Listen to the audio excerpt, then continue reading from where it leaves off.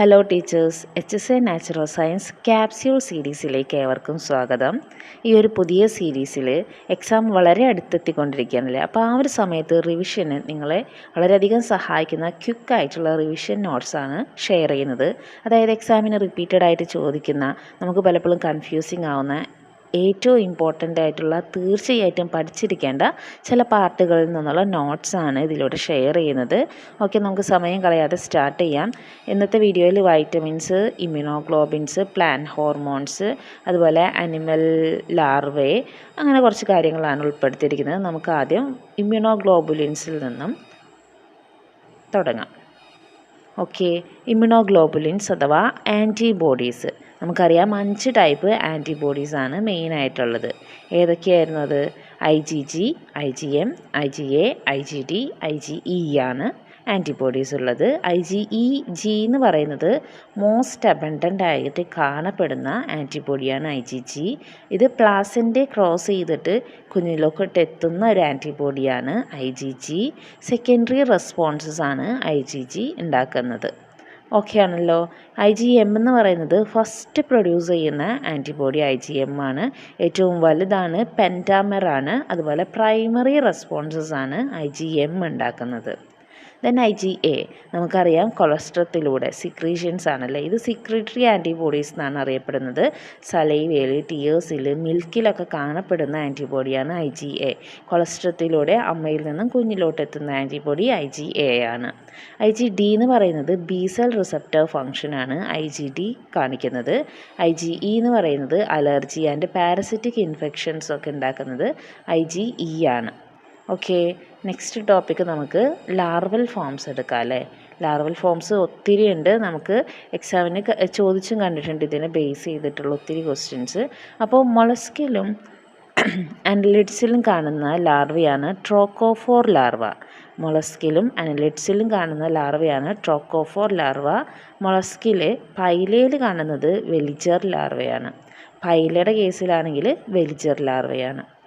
Then ക്രസ്റ്റേഷ്യൻസിൽ നോപ്ലിയസ്, ക്രാബ്സിലാണെങ്കിൽ zoea ലാർവയാണ് കാണപ്പെടുന്നത്.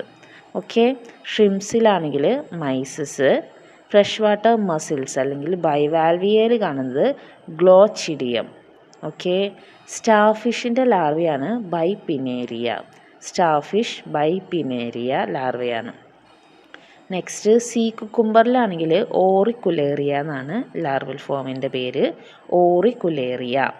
ഹെമികോഡാറ്റയിൽ, ബെലാനോഗ്ലോസസിലൊക്കെ കാണുന്നതാണ് ടോർണേറിയ ലാർവ. ആംഫിബിയൻസ് അഥവാ ഫ്രോഗിൽ കാണുന്നത് ടാഡ്പോൾ ലാർവയാണ്.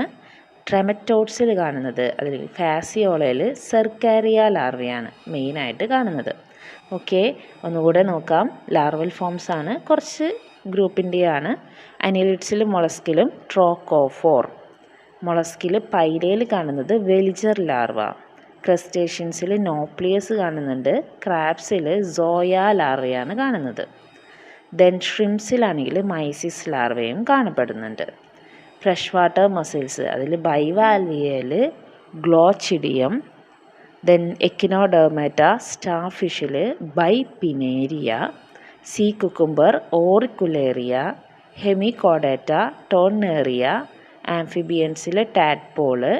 ട്രെമറ്റോഡ് കാണുന്നത് സെർക്കാരിയയിലാണ് ട്രെമറ്റോഡ് ലാർവ കാണപ്പെടുന്നത്. ഓക്കെ, നെക്സ്റ്റ് ടോപ്പിക്ക് നമുക്ക് പ്ലാന്റ് ഹോർമോൺസ് നോക്കാം, അഥവാ ഫൈറ്റോ ഹോർമോൺസ്. ഫൈറ്റോ ഹോർമോൺസും 5 എണ്ണാണുള്ളത്.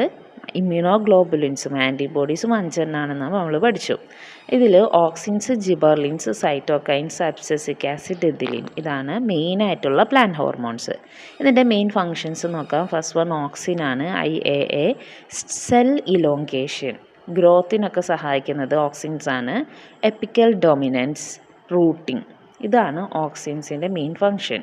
ജിബർലിൻസ് അഥവാ ഗിബർലിൻസ് എന്നും വായിക്കും. GA സ്റ്റെം ഇലോങ്കേഷന് സഹായിക്കുന്നുണ്ട്, തണ്ടിൻ നീളം വെക്കുന്നതിന് സഹായിക്കും. ബോൾട്ടിംഗ്, സീഡ് ജെർമിനേഷൻ, ഇതാണ് ജിബാർലിൻസിൻ്റെ main function. Seed germination important ആണ്. Then cytokinin. സൈറ്റോ എന്ന് പറഞ്ഞ ടേം വെച്ചിട്ട് നമുക്കത് കണക്ട് ചെയ്യാം. സെൽ ഡിവിഷൻ, അതുപോലെ ഡിലേ സെൻസൻസ് ഒക്കെയാണ് സൈറ്റോകിനിൻസിൻ്റെ മെയിൻ ഫങ്ഷൻ. സെൽ ഡിവിഷൻ, സെല്ലുമായിട്ട് ബന്ധപ്പെട്ട് അതായത് ഡിവിഷൻസ് ഒക്കെ വരുന്നത് സൈറ്റോകിനിൻസിലാണ്. ദെൻ അബ്സസിക് ആസിഡിന് ഇമ്പോർട്ടൻറ്റ് പോയിൻ്റ് സ്ട്രെസ് ഹോർമോണാണ്. അതുപോലെ ഡോർമെൻസിയിൽ സീഡിൻ്റെ ജെർമിനേഷനെ ഡിലേ ചെയ്യിപ്പിക്കാൻ വേണ്ടി ഡോർമെൻസിക്ക് സഹായിക്കുന്നുണ്ട്. സ്റ്റൊമാറ്റൽ ക്ലോഷർ സ്ട്രെസ് ഹോർമോണാണ്. അപ്പോൾ വാട്ടർ സ്ട്രെസ്സൊക്കെ വരുമ്പോൾ സ്റ്റൊമാറ്റ ക്ലോസ് ചെയ്യാൻ വേണ്ടിയിട്ടൊക്കെ അബ്സസിക് ആസിഡ് വർക്ക് ചെയ്യുന്നുണ്ട്.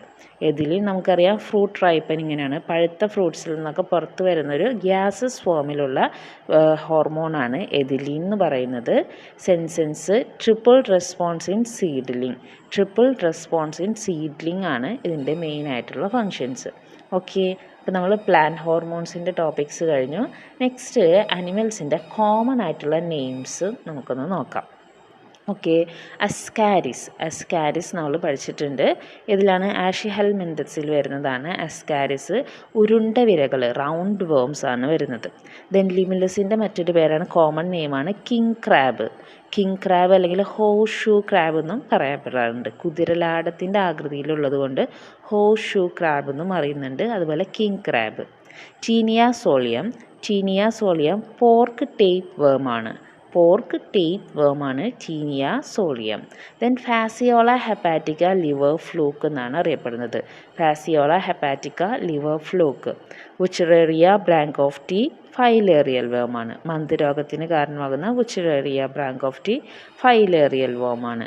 ആൻകൈലോസ്റ്റോമ ഹുക്ക് വേം എന്നാണ് അറിയപ്പെടുന്നത്. ആൻകൈലോസ്റ്റോമ ഹുക്ക് വേമാണ്. ഫെർട്ടിമിയ എർത്ത് വേം നമുക്കറിയാമല്ലേ. ഹിറുഡിനേറിയ ഗ്രാനുലോസ ഇന്ത്യൻ കാറ്റിൽ ലീച്ച് എന്നറിയപ്പെടുന്നത് അട്ടയാണ് ഹിറുഡിനേറിയ ഗ്രാനുലോസ. നെക്സ്റ്റ് പെരിപ്ലാന്റിയെ അമേരിക്കാന കോക്രോച്ച് ആണ്. ബോംബിക്സ് മോറി മൾബറി സിൽക്ക് വേം. ആപ്പിസ് ഇൻഡിക്ക ഇന്ത്യൻ ഹണീബി. ഇതൊക്കെ ജസ്റ്റ് സയൻറ്റിഫിക് നെയിമാണ്, നമുക്കറിയാവുന്നതാണ്. കോമൺ നെയിംസിൽ ഇതൊക്കെയാണ് ഇമ്പോർട്ടൻ്റ് ആയിട്ട് ആദ്യം പറഞ്ഞതാണ് മെയിനായിട്ട് ഫോക്കസ് ചെയ്ത് നോക്കേണ്ടത്. ഇനിയുണ്ട് വരുന്ന വീഡിയോസിലായിട്ട് നമുക്കിത് ഷെയർ ചെയ്യാം. ഓക്കെ, ഇനി നെക്സ്റ്റ് നമുക്ക് വൈറ്റമിൻസും അതിൻ്റെ ഡെഫിഷ്യൻസി ഡിസീസും നോക്കാം. ഏറ്റവും ഇമ്പോർട്ടൻ്റ് ആയിട്ടുള്ളൊരു ടോപ്പിക് തന്നെയാണത്.